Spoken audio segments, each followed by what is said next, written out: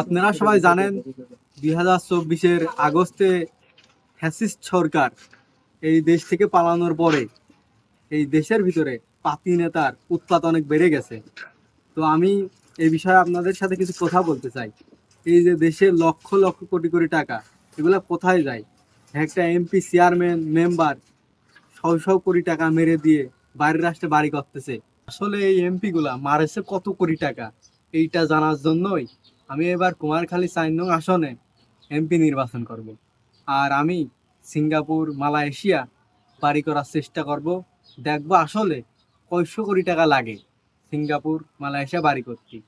এইটা আমি বাড়ি করার পরে আপনাদেরকে জানাবো যে আসলে কত কোটি টাকা লাগে, আর এরা কত টাকা মারেছে এই দেশের থেকে। তো আমি তো মনে করেন যে আমার নির্বাচনের প্রতীক হিসাবে একটা মার্কা আমি বেছে নিছি, রিধি আপু নাইকেলের তেল মার্কা। তো আপনারা সবাই এটার ভোট দেবেন এই প্রতীকে। আমি এমপি হওয়ার পরে আপনাদের বিস্তারিত জানাবো। এই শালা মনে হয় ভোটে দাঁড়ে টাকা মারার ধান্দা করতেছে। তো